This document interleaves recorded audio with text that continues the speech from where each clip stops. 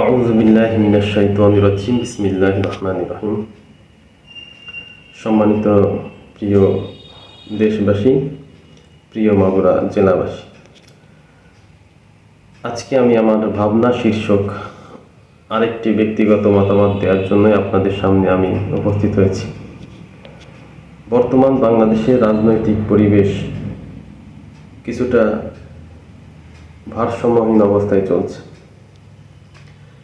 যেখানে গত বছরের 5ই আগস্টের পর থেকে আমাদেরকে দেশের যে কোনো স্বার্থে, দেশের স্থিতিশীলতায়, রাজনৈতিক স্থিতিশীলতা, অর্থনৈতিক স্থিতিশীলতা, সাংস্কৃতিক স্থিতিশীলতা আমাদের জন্য অত্যন্ত জরুরি ছিল। কিন্তু সেই স্থিতিশীলতা কিছুটা হলেও ইমব্যালেন্স হয়েছে।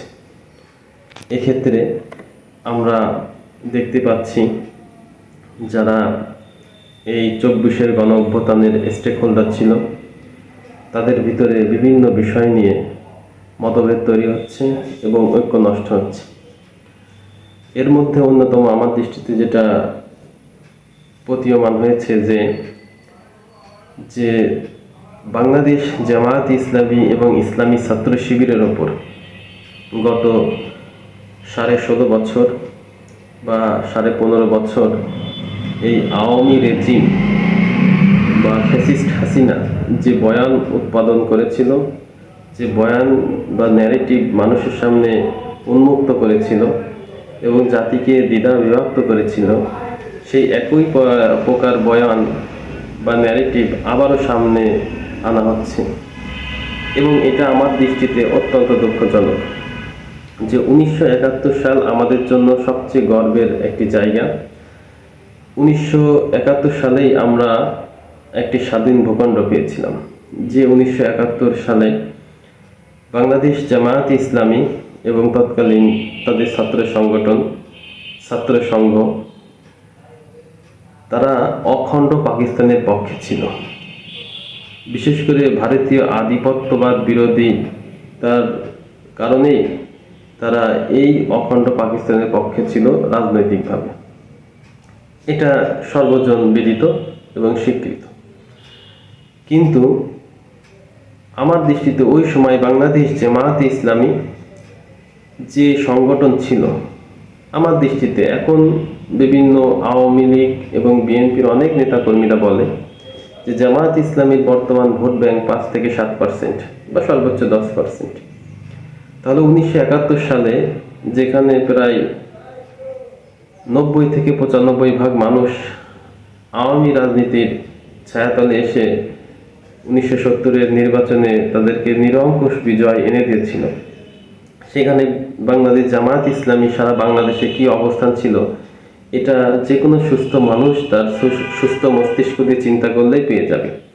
তা আমরা যদি তর্কের খাতিরে ধরে নিই যে ওই সময় তাদের 3 থেকে 5% জনশক্তি ছিল এবং তারা বাংলাদেশের তৎকালীন পাকিস্তানের অখণ্ডতার পক্ষে ছিল, কিন্তু ওই সময় যে হত্যা, নির্যাতন, লুণ্ঠন, ধর্ষণ যে ঘটনাগুলো ঘটছে, অর্থাৎ যুদ্ধ অপরাধ যেটা পাকিস্তান সেনাবাহিনী এবং ওই সময় যারা রাজাকার আল বদর এরকমের বলা হয় যারা ছিল, তারা যে ঘটনাগুলো ঘটিয়েছে সেগুলোর সুস্পষ্ট বিচার আমরা চাই।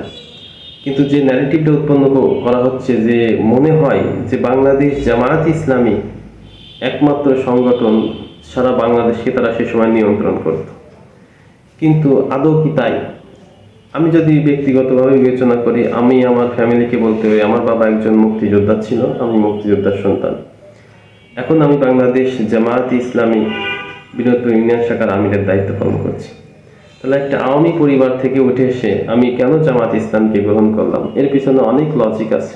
এখানে ধর্মীয় এবং বৈষয়িক বিভিন্ন বিষয় যুক্তি আছে। তা আমার দৃষ্টিতে আমি যেখানে যাই এই সংগঠনে যোগদান করার বিভিন্ন কারণ উল্লেখ করে, তার মধ্যে অন্যতম কারণ হচ্ছে যে জামায়াত ইসলামের পক্ষে যে ন্যারেটিভটা উৎপন্ন করা হয়েছে আমি বাস্তবে এর কোনো ভিত্তি দেখিনি।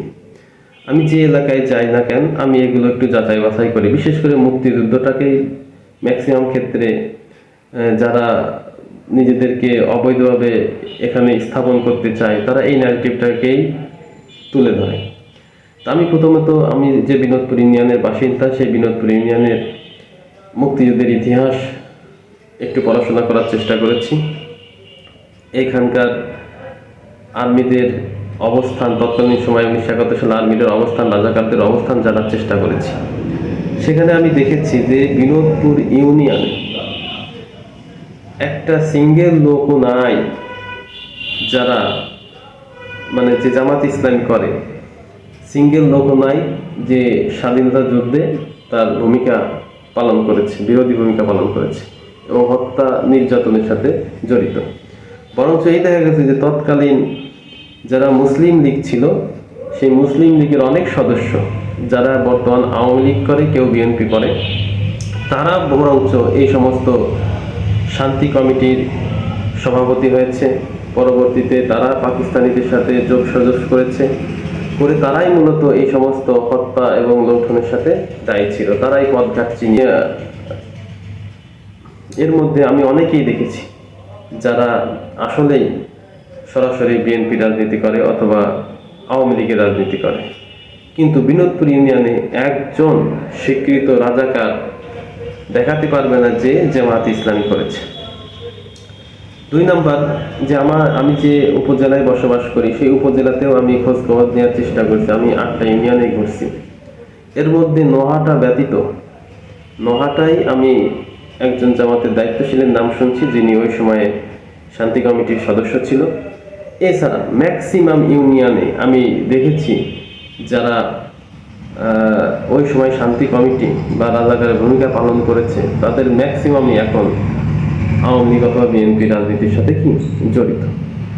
এখন বিষয়টা হচ্ছে যে যারা এই সময় এসেও সেই একই ন্যারেটিভ উৎপন্ন করতে চায়, এটা কি আদৌ আমাদের দেশের জন্য কল্যাণকর? যদি সেইভাবে বিচার বিশ্লেষণ করতে হয়, তাহলে আমাদের উচিত এখন সেই 1971 সালের যত রাজাকারের বিরুদ্ধে মামলা হয়েছে, এমনকি সারা বাংলাদেশে যারা রাজাকারের হিসেবে স্বীকৃত আছে, এর পুঙ্খানুপুঙ্খরূপ তালিকা এখনো অনেক মুক্তিযোদ্ধা আছে, তাদের শরণাপন্ন হয়ে তালিকাটা তৈরি করা।